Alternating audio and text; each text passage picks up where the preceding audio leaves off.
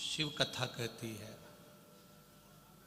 भक्ति में जो एक बार सन गया, भक्ति में जो एक बार उतर गया, भक्ति जिसके भीतर समाहित हो गई, फिर वो भटकता नहीं। अभी आभार में आदरणीय दादा भाई भूसे जी कह रहे थे कि यहाँ के लोगों का व्यापार कम हुआ, और वो किस किस चीज का कम हुआ। एक दारू का, मदिरा का, दूसरा मांस का व्यापार कम हुआ।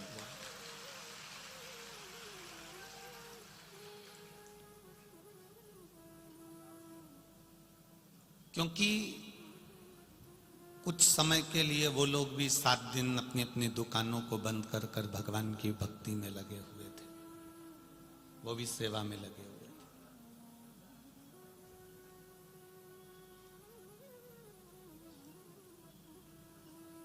सदन कसाई शालिग्राम भगवान की शिला को रखकर मांस तोलता था।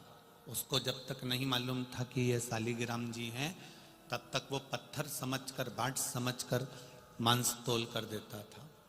पर जब उसको समझ में आ गया सदन कसाई जी को कि ये भगवान हैं, तब फिर उसने उस शालिग्राम जी से मांस को नहीं तोला। हम भी भटकते रहते हैं,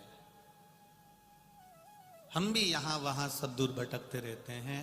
जब तक हमें परमात्मा के चरण नहीं मिलते, तब जब तक हमें मालूम नहीं पड़ता कि ये हमारा है और हम इसके हैं और ये हमको तार देगा, तब समझ में आता है कि यह परमात्मा।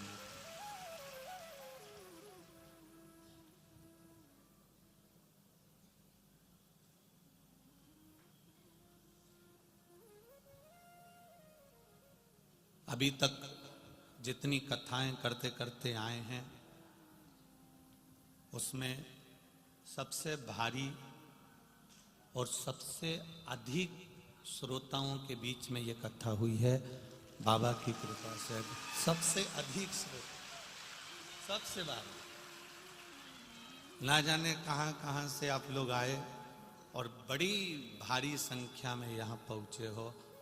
महाराज, प्रशासन ने भी बहुत सुंदर व्यवस्था संभाल के रखी है। हर तरह से प्रशासन मुस्तैद और व्यवस्थाएं संभाल। अभी तक कहीं 5 लाख, कहीं 4 लाख, कहीं 6 लाख, कहीं 7 लाख तक पब्लिक, भक्त लोग कथा में रहे। पर आज की स्थिति में 11 लाख से ऊपर लोग इस मालेगांव में हैं।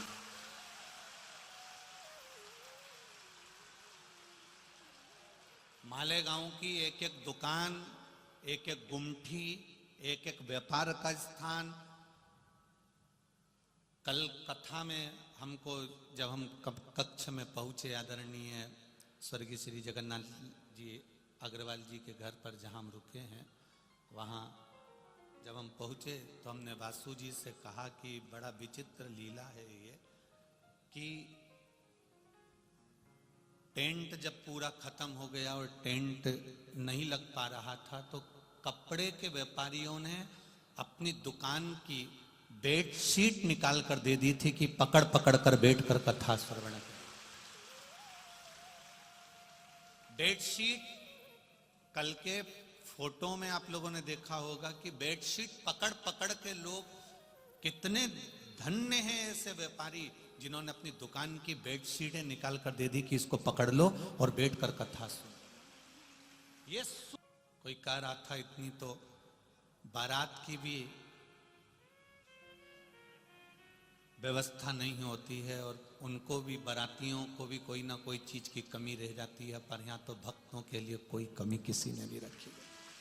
अभी इससे बड़ा सुख क्या होगा। मैं आदरणीय दादा बाबू भूसे जी को कहूंगा कि वास्तवता है, मालेगांव मालेगांव है और माल का गांव है, कोई साधारण नहीं। इसका आनंद ही दूसरा, इसका सुख ही दूसरा।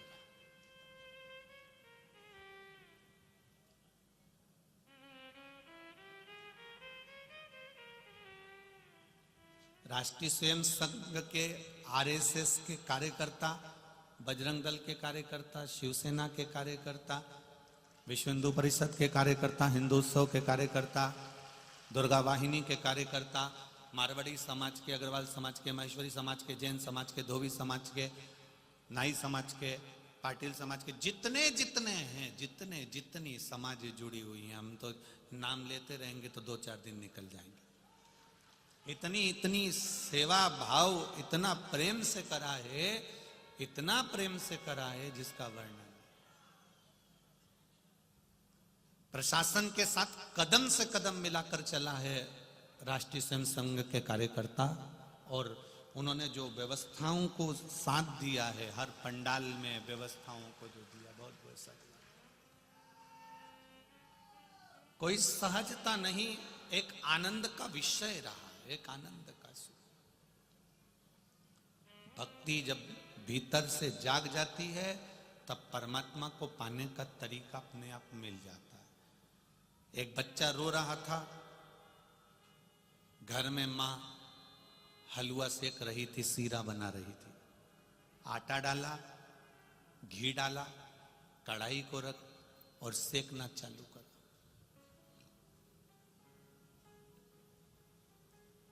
बच्चे ने कहा, मां मुझे सीरा चाहिए, हलवा चाहिए, अब भी सीरा दे। मां सेक रही है और मां करी तो टाइम लगेगा, कच्चा है। नहीं, मुझको तो अभी की अभी सीरा खाना है, मुझे अभी की अभी हलवा खाना है। मां, ये सीरा, ये हलवा मुझे दे। मां ने कहा, इस अभी कच्चा है। इतने में बच्चा माना ही नहीं, तो मां ने उसको सेक के प्लेट में दिया। उसने जो खाया तो थूक दिया, क्योंकि वो हलवा, वो सीरा पका नहीं था, कच्चा था, इसलिए उसमें स्वाद नहीं आया। जब मां ने उसको अच्छे से सेक लिया, तपा लिया, घी डालकर, पानी डालकर, शक्कर डालकर, इलायची डालकर, ड्राई फ्रूट्स डालकर, जब वो हलवा तैयार हुआ, सीरा तैयार हुआ, तब बेटे को दिया तो बेटा प्लेट भरकर उसको खा गया। अब बच्चे को रुचि आ रही है उस सीरे में, उस हलवे में। मां से कहा, मां मुझे और दे दे। मां ने प्लेट में और सीरा दिया, और हलवा दिया, उसने और खाया। मां मुझे और दे दे। मां ने और सीरा दिया, और हलवा दिया, क्योंकि अब उसकी रुचि उस सीरे में, उस हलवे में इसलिए बढ़ गई क्योंकि वो सीरा, वो हलवा पक चुका था। जब तक कच्चे रहोगे तब तक शिव महापुराण में मन नहीं लग पाएगा। जिस दिन तुम शिव पुराण में पक गए, तब तुम्हें वो शिव पुराण का आनंद आना प्रारंभ हो जाए। फिर तुम्हें वो सीरा अच्छा लगने लगेगा, फिर तुम्हें वो हलवा अच्छा लगने लगेगा। इतनी लाखों की संख्या में 10-10, 11-11 लाख। कल एक पत्र आया था, उसमें लिखा था, हमारे महाराष्ट्र, हम केवल मालेगांव का नहीं कह रहे, पूरे महाराष्ट्र शासन का पहला कार्यक्रम है जिसमें इतनी भीड़, इतना भक्त पहुंचा है, इतना भक्त पहुंचा।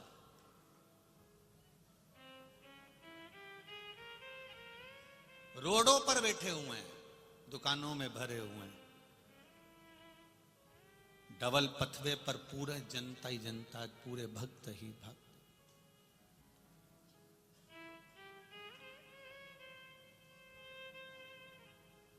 ना हम उनको देख पा रहे हैं, ना वो हमको देख पा रहे हैं। केवल ये माइक की जो व्यवस्था लगा के रखी है इन्होंने, रामश्याम वाले ने जो माइक का चोंगा वहां फिट कर दिया है, बस उसका जो भोंपू का जो आवाज है, वो आवाज और उनकी दिल और दिमाग में जो टीवी पर कथा सुनी, और वो एक गाना याद आता है ना, आ बैठ मेरे पास तुझे देखता रहूं, ना मैं कुछ कहूं ना तू कुछ कहे। ना उन्होंने हमको देखा, ना हमने उनको देखा, पर विश्वास उनका ये है कि परमात्मा भले नहीं दिख रहा, परमात्मा भले नजर नहीं आ रहा, पर ये निश्चित है कि वो परमात्मा, वो कल कथा में कहा था ना कि बच्चे से कहा, बाबा जम के बोलो, आएगा। उसी तरह तुम भी कहते रहना मेरा भोला आएगा। बस वो मिलन की आस बरकरार रखिए।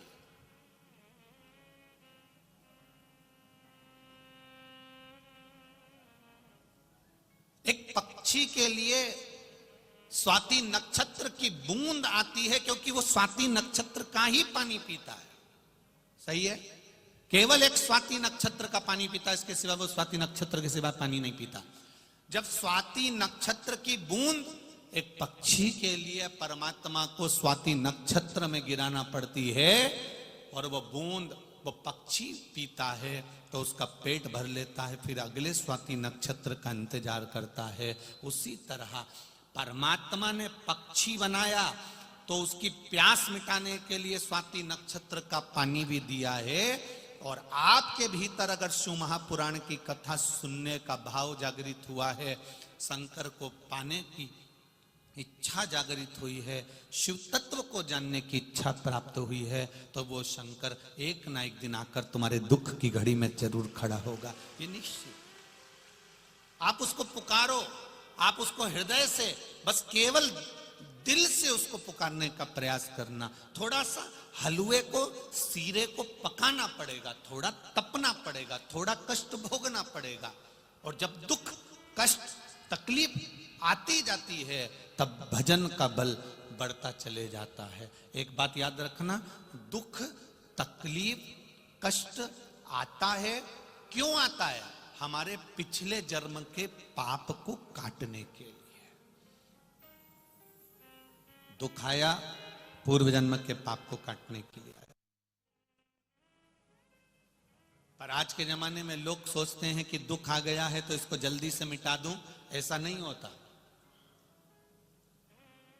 एक हाथ कट गया, फोड़ा हो गया, छाला हो गया, शरीर में रोग हो गया, तुम कितनी भी दवाई खा लो, कितनी भी तुम पट्टी करवा लो, कितनी भी क्रीम लगा लो, उस घाव को भरने में थोड़ा 2-4 दिन तो लगता ही है। एक फुंसी हो गई, एक कहीं यहां फुंसी हो गई, कहीं यहां हो गई, कहीं यहां हो गई, कहीं यहां हो गई, एक फुंसी हो गई, उस पर कितना भी तुम बाम लगा लो, कितनी भी दवाई लगा लो, वो फुंसी धीरे धीरे धीरे धीरे 2-4 दिन में ही बैठेगी।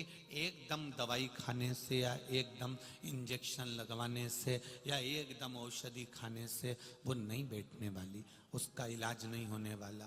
थोड़ा समय दवाई को भी लगता है शरीर को एडजस्ट करने, थोड़ा समय क्रीम को भी लगता है शरीर को एडजस्ट करने में। उसी तरह तुम्हारे दुख को काटने में भी परमात्मा को थोड़ा समय जरूर लगता है, क्योंकि थोड़ा समय लग सकता है।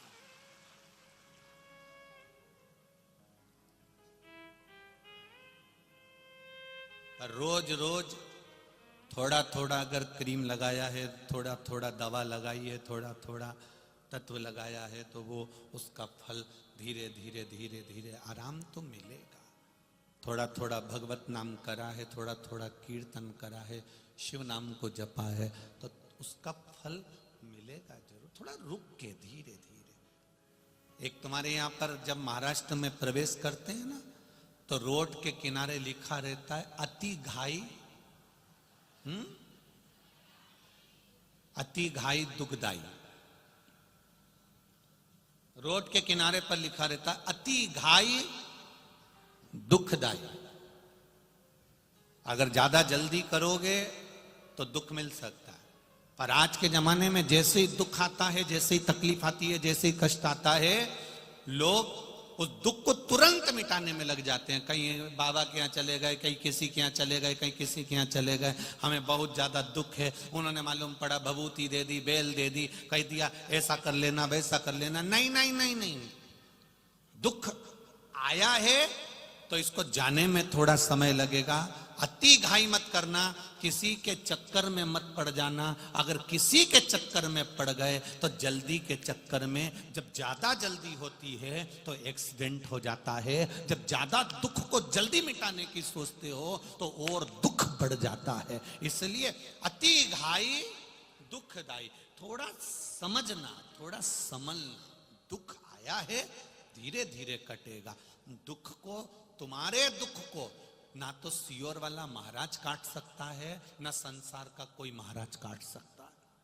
तुम्हारे दुख को तुम्हें खुद काटना पड़ेगा। और कलियुग केवल नाम धारा, सुमर सुमर नर उतरहि पारा। तुम्हारे दुख को भगवान के भजन से, तुम्हारे दुख को श्री शिवाय नमस्तुभ्यम से, तुम्हारे दुख को एक लोटा जल से, तुम्हारे दुख को एक बेलपत्री से, तुम्हारे दुख को एक चावल के दाने से, तुम्हारे दुख को